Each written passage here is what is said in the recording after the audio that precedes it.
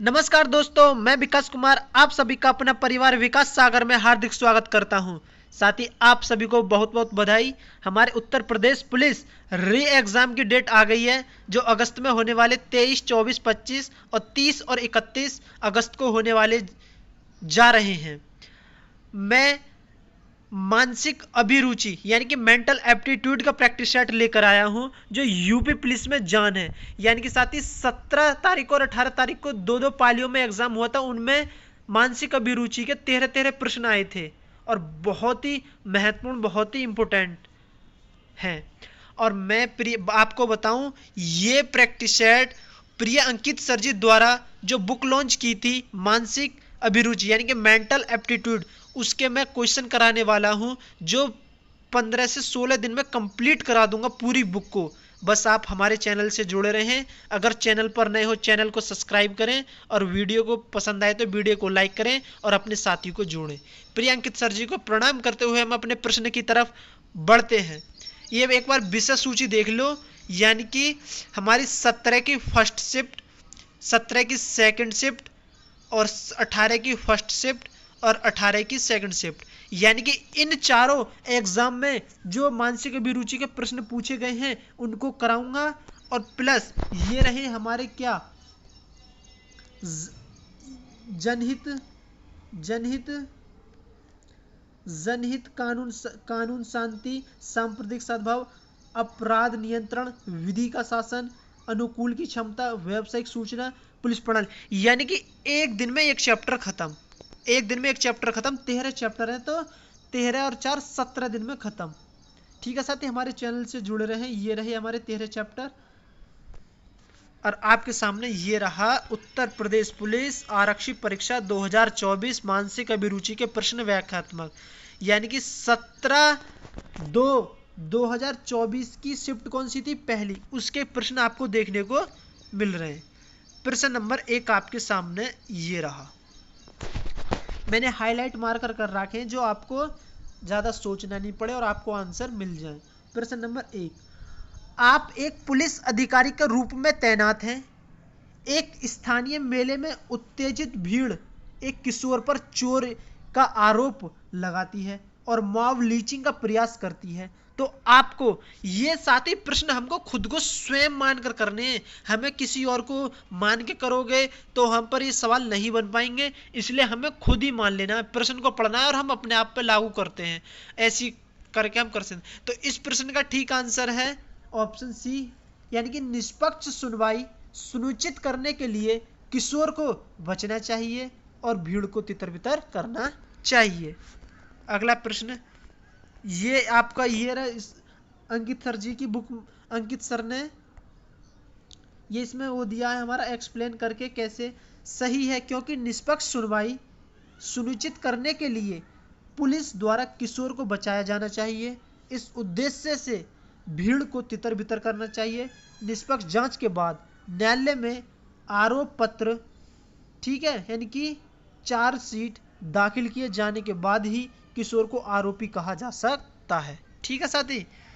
प्रश्न 2 आपके सामने, आप एक पुलिस अधिकारी के रूप में तैनात हैं। एटीएम पर कार्ड क्लोनिंग के और मामलों को रोकने के लिए आपको क्या करना चाहिए? तो आपको करना चाहिए यानी कि विसंगतियों के लिए एटीएम मशीन एक्सेस लॉग की जांच करनी चाहिए। यानी कि विसंगतियों के एटीएम मशीन एक्सेस लॉग की जांच करनी चाहिए। ठीक है साथी। देखिए, क्योंकि कार्ड क्लोनिंग निसंदेह एक तकनीकी विसंगति है जिससे एटीएम यानी कि ऑटोमेटिक जर्नल मशीन को एक्सेस करने के लिए डिजाइन किया है। एक्सेस लॉग प्रणाली की जांच और कमजोर पक्ष का पात लगाकर उसे दूर किया जाना ही इसका समाधान है। अगला प्रश्न ये रहा आपके सामने, आप एक विशेष सेल में कांस्टेबल हैं जो साइबर अपराध और ऑनलाइन धोखाधड़ी से निपटता है। आपको साइबर सुरक्षा और डिजिटल फोरेंसिक के विभिन्न पहलुओं में प्रशिक्षित किया गया है।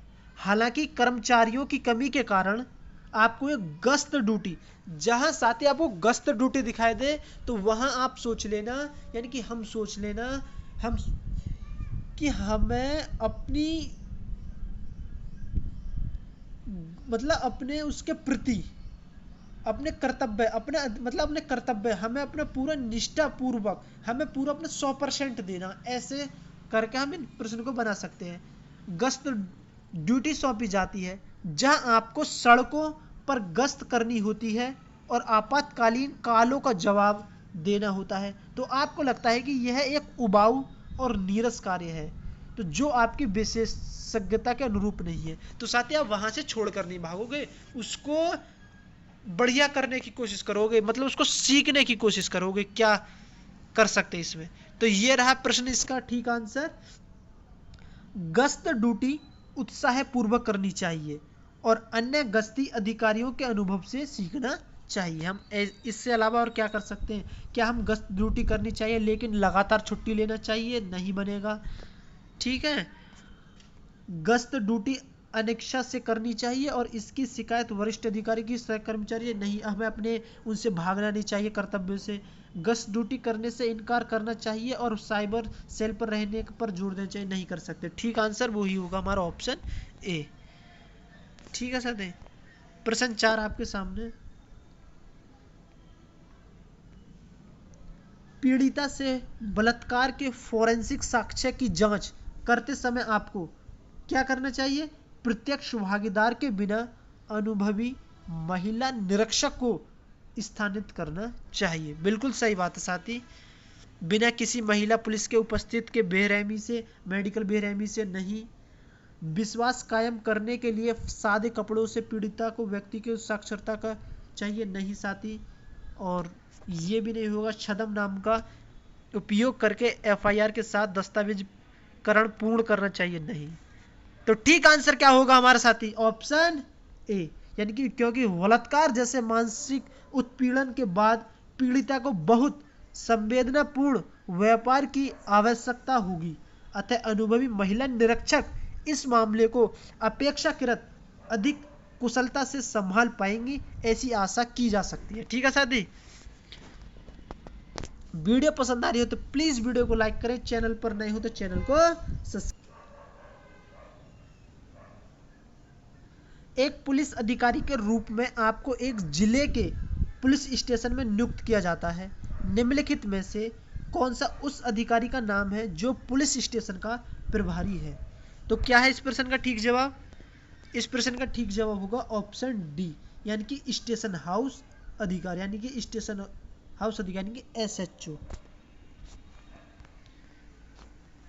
स्टेशन पुलिस प्रभारी। इन्हें भी पढ़ लेते हैं। ये हमारे उप महानिरीक्षक, डीआईजी, कम से कम 2 अथवा अधिक जिलों में स्थापित रेंज का प्रभारी होता है।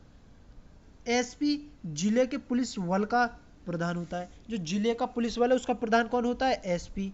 कम से कम 2 तो होंगे, उससे ज्यादा भी हो सकते हैं। साथ ही डीआईजी उप निरीक्षक, सर्कल ऑफिसर सीओ, एक क्षेत्र जिसके अंतर्गत कई थाने हो सकते हैं वह प्रधान होता है। जिस क्षेत्र के अंदर कई थाने होते हैं उसका कौन होता है? सीओ, यानी कि सर्कल ऑफिसर। और स्टेशन हाउस ऑफिसर यानी कि एसएचओ, ये होते हैं हमारे पुलिस स्टेशन प्रभारी होते हैं। ठीक है जी, हम कोतवाल भी कहते हैं। प्रश्न 6, एक पुलिस अधिकारी के रूप में कानून लागू करने में आपको निर्णय लेने में क्या मार्गदर्शन करेगा? तो आपको क्या मार्गदर्शन करेगा? आपको मार्गदर्शन करेगा, क्या करेगा? स्थिति के लिए समानुभूति और विचार के साथ कानूनी आवश्यकताओं को संतुलित करना। ठीक है। प्रश्न 7 आपके सामने। राष्ट्रव्यापी आतंकी अभियान के चरण में आपको पता चलता है कि आपको एकमात्र अभिभावक दुर्बलता स्ट्रोक से पीड़ित हुए, तो आपको क्या करना है? इसका मतलब है साथी, आप एक ड्यूटी पर हैं और वहां पर आपको यानी कि आतंकवाद चल रहा है। आप एक प्रकार सोचो, आप मान लो फौजी हैं और वहां पर लड़ाई छिड़ रही है और आपसे घर से कॉल आती है कि ऐसे ऐसे पापा जी की तबीयत खराब हो गई है और वहाँ अब युद्ध भी चल रहा है, तो आप उसमें क्या डिसीजन लोगे? क्या युद्ध को छोड़कर भाग के आओगे, या सरकार को धोखा देकर आओगे, या फिर छुट्टी लेकर आओगे? ऐसे तो आपको क्या करना है, आपको उस स्थिति में ये कहना है कि अभी बाबा को संभालने के लिए भाई बहनों से अपेक्षा करते हुए एक ही तरफ ध्यान केंद्रित करना चाहिए। मतलब आपको कहना चाहिए, आपको उस तरफ ध्यान देना चाहिए जहां आपका कर्तव्य है, आपकी ड्यूटी है, उसको सबसे पहले 100% देंगे।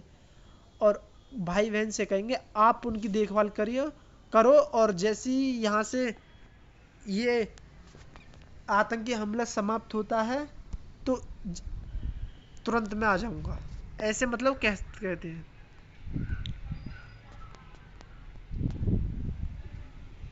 प्रश्न नंबर 8 आपके सामने, एक पुलिस अधिकारी के रूप में कुछ धार्मिक रीति रिवाज पूजा स्थल में महिलाओं के प्रवेश पर सर्वोच्च न्यायालय के निर्देशों का उल्लंघन करते हैं, तो आपको, यानी कि एक पुलिस अधिकारी के रूप में कुछ धार्मिक रीति रिवाज पूजा स्थलों में महिलाओं के प्रवेश पर सर्वोच्च न्यायालय यानी कि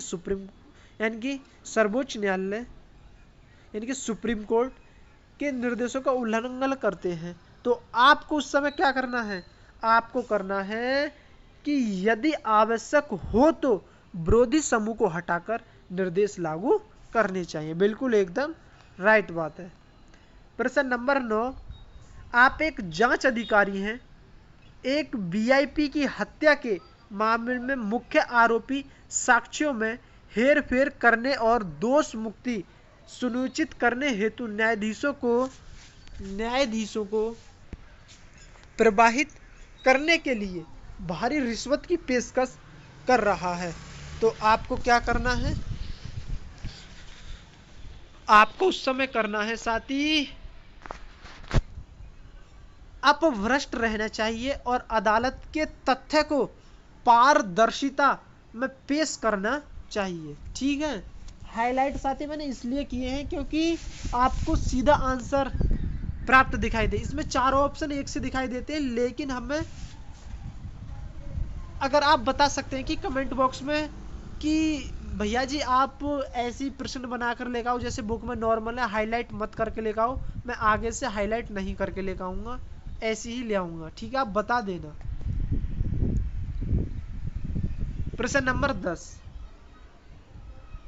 एक पुलिस अधिकारी के रूप में आप देखते हैं कि कुछ धार्मिक अल्पसंख्यकों के वंचित किया जा रहा है, तो आपको इस स्थिति में क्या करना है? प्रश्न नंबर, इस प्रश्न का ठीक आंसर, तनाव को कम करने के लिए बहुधर्मी सामुदायिक संवाद आयोजित करने चाहिए, क्योंकि ऐसी परिस्थिति हेतु विवाद सम्मान की श्रेष्ठ विकल्प रहेगा, ताकि दोनों पक्षों का मध्य दीर्घकालिक और सहमति तारीफ समाधान निकले। प्रश्न नंबर 11, दंगा प्रभावित बहुधार्मिक इलाके में पुलिस प्रमुख के रूप में आपको क्या करना है?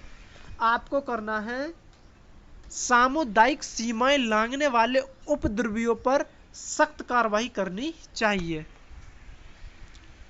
प्रश्न नंबर 12, आप एक पुलिस अधिकारी के रूप में तैनात हैं, आपको आगामी स्थायी निकाय चुनाव को हिंसक रूप से बाधित करने की तैयारी की विश्वसनीय जानकारी प्राप्त होती है, तो आपको क्या करना है? इस प्रश्न का ठीक जवाब ऑप्शन सी, तोड़फोड़ से बचने के लिए निवारक नजरबंदी की कार्रवाई करनी चाहिए। एकदम बिल्कुल ठीक बात। अगला प्रश्न 13 और अंतिम प्रश्न, एक पुलिस अधिकारी के रूप में ट्रांसजेंडर नागरिक कानून प्रवर्तन अंतक्रियाएं के दौरान उत्पीड़न और गरिमा के उल्लंघन का सामना करने की रिपोर्ट करते हैं, तो आपको करना है, आपको करना है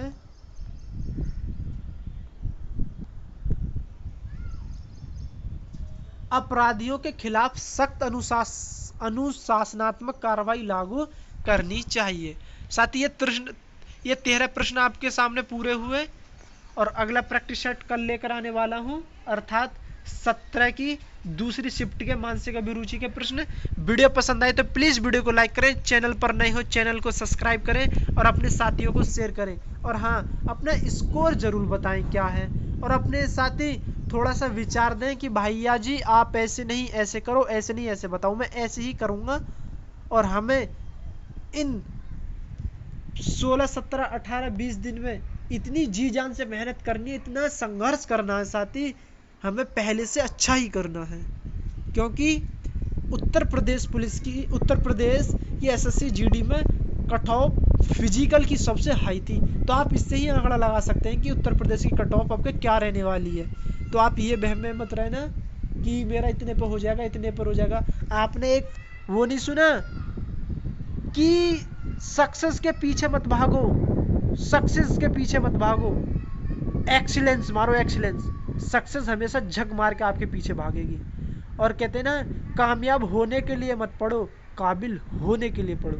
ठीक है साथी, चलते हैं अगली वीडियो के साथ। जय हिंद, जय भारत, जय मां सरस्वती। अपना ध्यान रखना और बहुत अच्छे से मेहनत करना।